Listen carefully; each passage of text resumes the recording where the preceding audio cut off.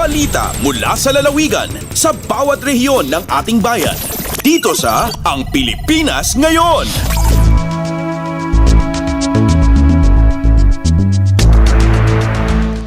Dalawampung core shelter projects ng Department of Social Welfare and Development Cordillera Administrative Region o DSWD CAR sa Bontoc Mountain Province, formal na naibigay sa mga benepisyaryo. Si Donna Cawis Balio mula RP Bontoc sa Balita. Formal nga inpaima ti Department of Social Welfare and Development Cordillera Administrative Region wenno DSWD CAR ken Bontoc Local Government Unit ti 20 a core shelters kadagiti benepisyaryo a pamilya sa Jaycanaw, Bontoc idi Miyerkules. Ti Core Shelter Assistance Program wenno sisap ti DSWD para kadagiti umili ti Kanaw ket maibasar iti rekomendasyon ti Mines and Geosciences Bureau gapo iti betak iti bantay nga adda iti ngaton ti balay ti 70 ket siyam a pamilya iti Sitio Fabfoy, Bontoc. Inmuna na i-turn over ti 50 ket siyam a core shelters iti 2022 babaan ti tulong ti Bontoc LGU a nagdonar kadagiti dadduma a materyales ken senior citizens ti munisipyo nga nagdonar met iti agatad 250,000 pesos nga eco bricks nang rugipay iti 2015. Nasurok 5.5 million pesos tinted ti DSWD iti Kanaw Neighborhood Association for Shelter Assistance sipod iti 2014 para iti Core Shelter Project. Sigon iti LGU Bontoc, binigbig ti DSWD CAR ti Spirit of Ug-Ugfo wenno bayanihan ti taga Bontoc tapno mailepas tinasao a proyekto. Narpos na di ZRA Bontoc, Donna Cawis Balio para sa Radyo Pilipinas World Service. Balita mula sa lalawigan sa bawat rehiyon ng ating bayan. Dito sa Ang Pilipinas Ngayon.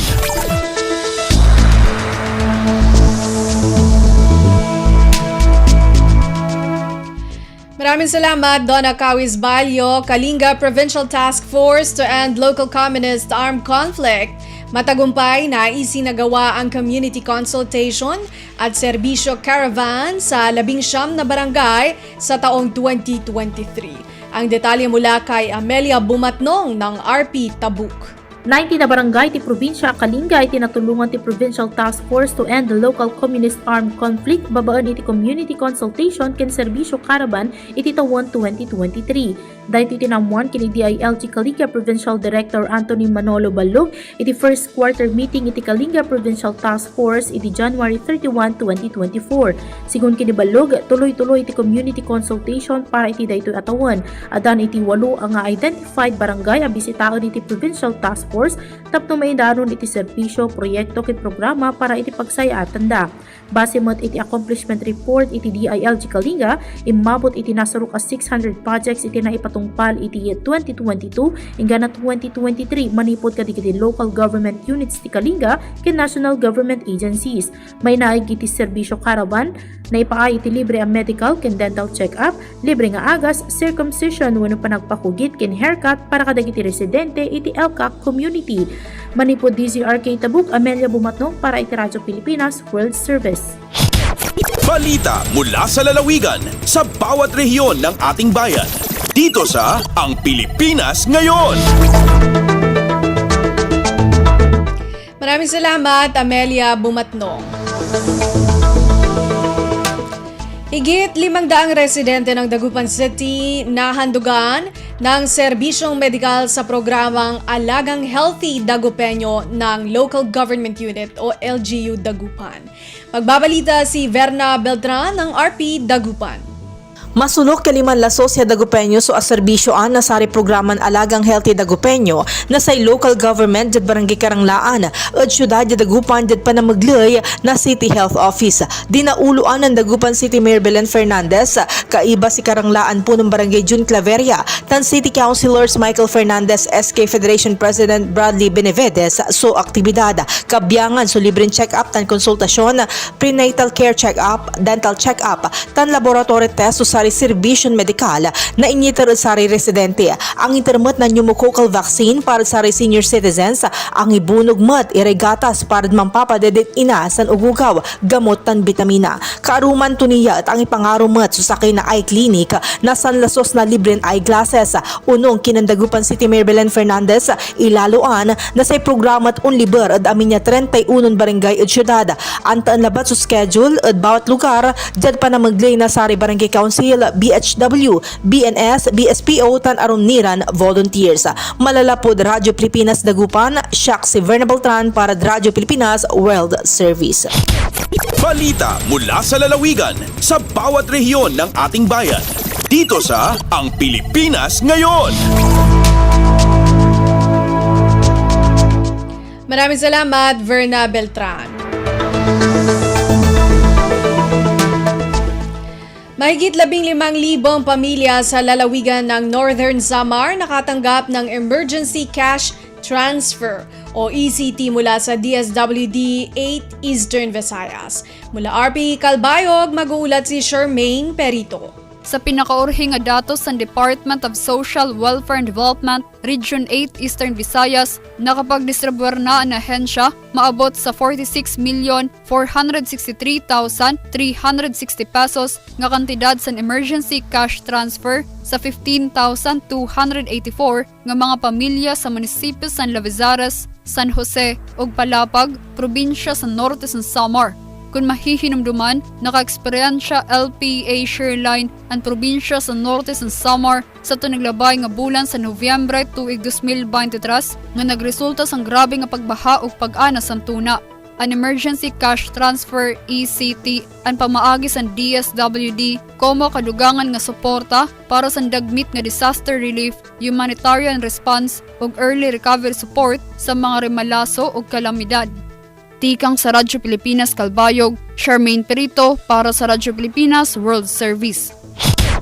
Balita mula sa lalawigan sa bawat rehiyon ng ating bayan. Dito sa Ang Pilipinas Ngayon.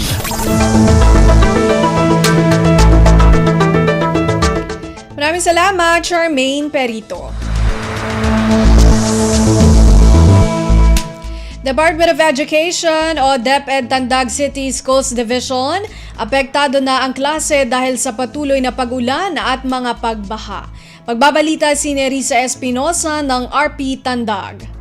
Apektado na ang klase sa DepEd Tandag City Schools Division karon tungod sa padayon nga pag-ulan o pagbaha nga epekto sa trough sa low pressure area kon LPA. Sa pagpakikinabi sa Radyo Pilipinas Tandag kang Dr. Gregoria Su, ang Schools Division Superintendent, gibutyag niya nga sukad sa pagtapos sa semestral break sa ilang mga estudyante, wala na mabalik sa normal ang ilang klase tungod sa gipakanaog nga suspensyon sa klase sa lokal nga panggamhanan sa Tandag City.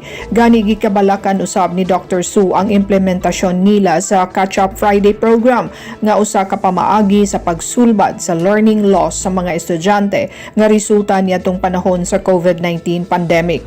Malaumon si Dr. Su nga mabalik na sa normal ang panahon aron nga makapahigayon na og face-to-face nga klase ang ilang mga magtutudlo. Gikan sa RP Tandag, kini si Nerissa Espinosa alang sa Radyo Pilipinas World Service. Balita mula sa lalawigan sa bawat rehiyon ng ating bayan. Dito sa Ang Pilipinas Ngayon. Maraming salamat, Nerissa Espinosa. Pagpapatayo ng karagdagang fire station, pinagsusumikapan ng Bureau of Fire Protection o BFP Sulu bilang bahagi ng kanilang modernization program. Narito ang ulat ni Eloiza Mohamad ng RP Holo. Sakap dumihilo pa pagpatinduhan fire station sa Bureau of Fire Protection at BFP Sulu in local governments in Kalingalan, Kalawang, a 2nd District, sina Lupa, Suog, Kiabahagi, Senior Inspector Jason Ahijun, Acting Provincial Directors in BFP Sulu, sin Alba Ayaon, Giyawin nila Mayor Nur Shamir Halon, habat kapag bitsarahan inhal ini. Ang Ahijun ang nasa kikita lupa sin LGU sa takalayan na kumanupik sa unima katarangan, habat ikapalawain project. Abiyaon sakap yung mga LGU magdihil lupa kanila at yan tuha iningin magtuy nila hinangon in mga kalahihan na supaya katugutan sinupis nila kataasan ng project. Liureng ha Kalinggalan Kaluwang yato na lakya para paupis in a proposal para fire station ha Omar. Hain ganta raisab nila bisita huning pangutaran amon nagkahon na raisab na nakadihil kanila lupa.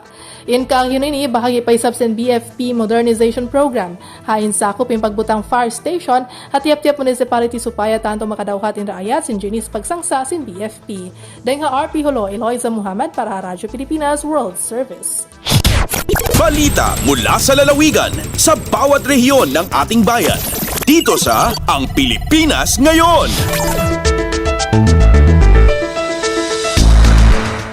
Maraming salamat, Eloisa Muhammad.